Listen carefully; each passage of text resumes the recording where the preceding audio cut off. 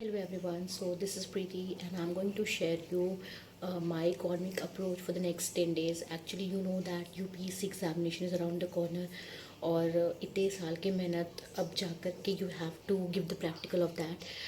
So last 10 days में मेरी क्या strategy होगी, मैं क्या करने वाली हूँ, just I'm going to share with you. If you like this video, please hit the like button, subscribe to my channel. It is my humble request to you. So in this video I will show you what books I will refer in the last 10 days because मैंने पढ़ लिया हुआ है सारी book किताबें, but उन किताबों को किस तरीके से I will going to revise and how I will pair up with the current affairs, what sources I will refer to. So for to know this, please keep on watching. If you like this video, if you found this video helpful, please support by keep on watching. The video is just coming. So here I have divided it in 4 parts. First part is PYQ analysis. PYQ analysis is very important because आप अगर data को check करोगे तो will find कि PYQs कितनी बार repeat किए जाते हैं, क्योंकि रिपीट इस तरीके से होता है ना that you have the knowledge of some basic concept. और ऐसा नहीं कि just I read the PYQs. आप यहाँ देखो मैं क्या करती हूँ, I just find this, I have written just some topics.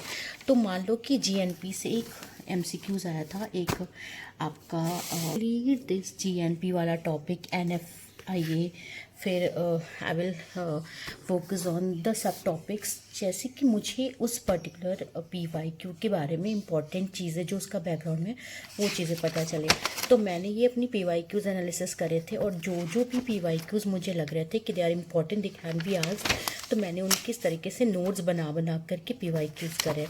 जैसे मॉनेटरी पॉलिसी से कुछ क्वेश्चंस थे तो I have made the notes. Like interest rate अगर डिक्रीज होता है अमेरिका में तो what is the effect on the RBI, how the RBI will function, ये क्वेश्चन पूछा हुआ है. तो इस तरीके से जब आप करोगे तो आप बहुत सारे टॉपिक्स को प्रॉपरली दोबारा से रिवाइज कर लोगे, क्योंकि यू नो कि आपने ऑलरेडी इन टॉपिक्स को पढ़ा हुआ है. ठीक है. The first approach PT365. PT365 actually is a compilation by Vision IAS, जिसमें कि पूरे साल का करंट अफेयर्स को वो कंपाइल करते हैं सब्जेक्ट वाइज. तो दिस इज़ वेरी इंपॉर्टेंट. अगर आपको PT365 अगर अभी तक किया नहीं है तो डोंट डू दैट. पहले किया हुआ है तो उसको रिवाइज कर लो बस. एंड एट लास्ट NCERT और अपने नोट्स का रिविजन. लाइक मेरे पास ये मैक्रो इकोनॉमिक्स की का नोट्स है, तो मान लो कि मैंने ये टॉपिक पढ़ी हुई है तो I will just revise those topic, those are important.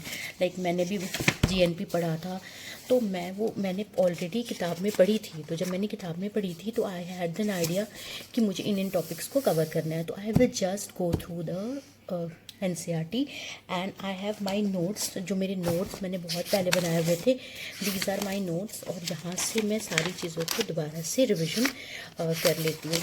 So this will be the my approach. मैं इसके अलावा कुछ भी नहीं करने वाली हूँ, क्योंकि आई फील कि एक चीज़ को 10 बार पढ़ना इज़ बेटर दैन 10 चीज़ को एक बार पढ़ना, बिकॉज वो आपके दिमाग में नहीं आएगा.